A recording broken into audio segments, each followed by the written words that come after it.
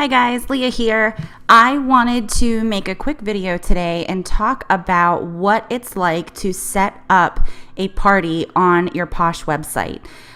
This is super easy and super important, whether you're doing an in-home party or whether you're doing a Facebook party. So let's just jump right into it. I am going to open a new internet browser and I'm going to go to my Posh website.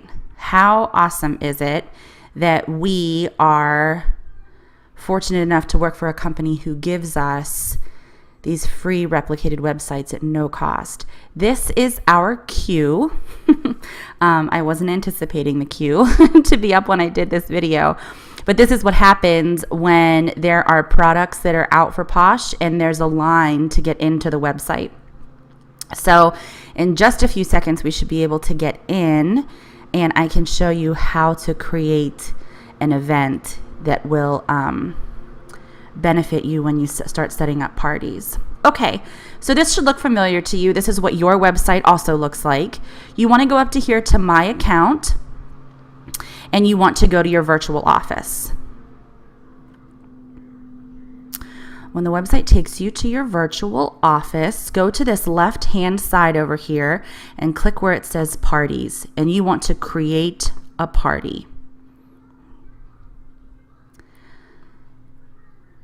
Once this loads, you're going to have to change very few fields in order to set up your party. So I think that there's a misconception that this is kind of difficult, and I'm hoping that once we go through this video, you'll see how easy it is.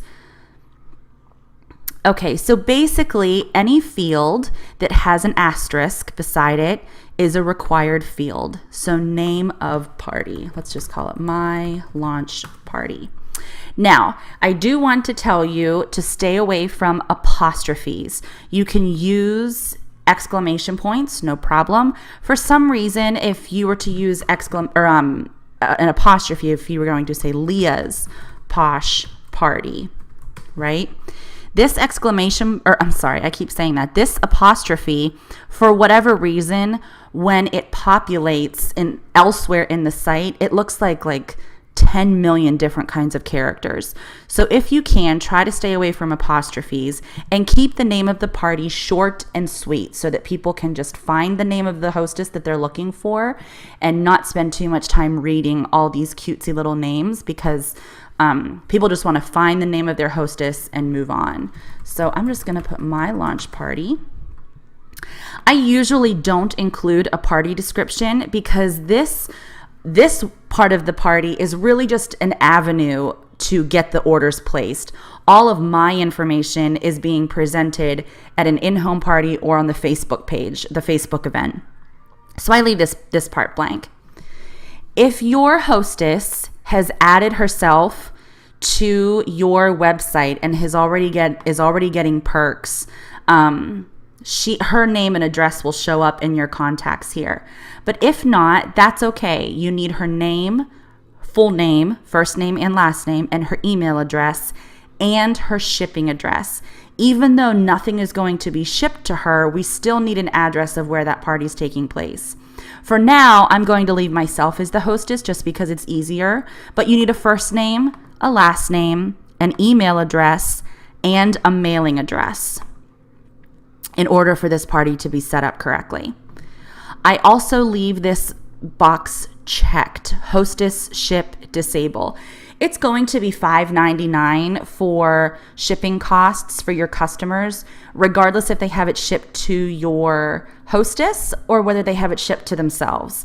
So they might as well just have it shipped to themselves, just to make life easier for everybody. So I always have this little check mark checked, the little box checked, just to make life easier for everybody.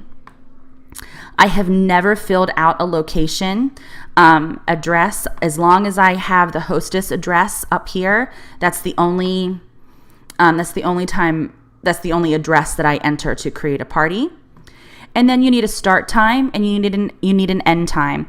The maximum amount of time that you can have open for a party is 2 weeks. So you can definitely set up this party for, make it for sometime in the future, June 30th, and then 2 weeks from June 30th, if you wanted to do something like that. But for the most part, it's going to auto-populate for today, and it will automatically populate for 2 weeks from today. So you can leave that set up as is. I leave this as public. Why? Because sometimes I have customers who want to place a one-off order, and they say, do you have any parties open that I can throw my order onto? And if my events are public, then everybody has the option to choose that particular party from the events drop-down menu during checkout. So I leave it public. I've never had a hostess complain that her party was public. It just means that people can place orders, can see that they have an open party and place orders towards it. So I always leave this as a public option, and I always leave it open.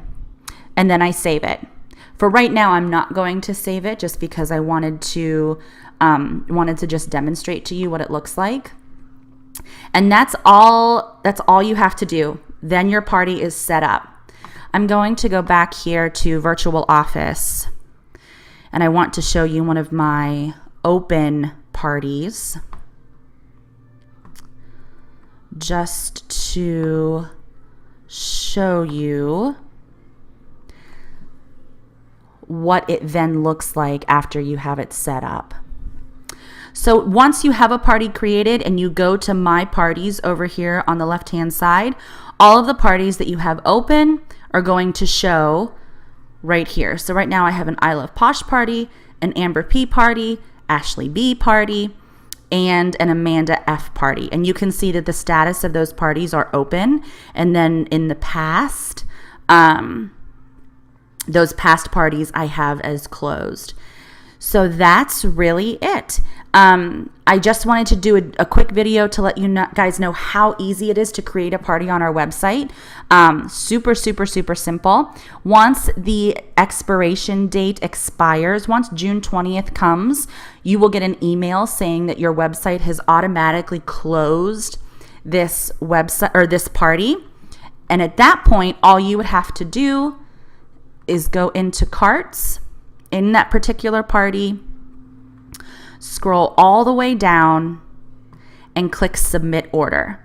This should usually always be a remaining balance of 0, unless you're waiting on payment from someone, in which case you would need to collect payment before submitting this entire party to Posh. But once you submit the order, the party is definitely closed. There's nothing else that you can do with it, and it closes everything out until you create another party for that particular person. So that is how you create a party, create an event on our website. And I hope that you can see now how easy it is and how simple it is, and that this information can be useful for your future parties. Thanks, guys.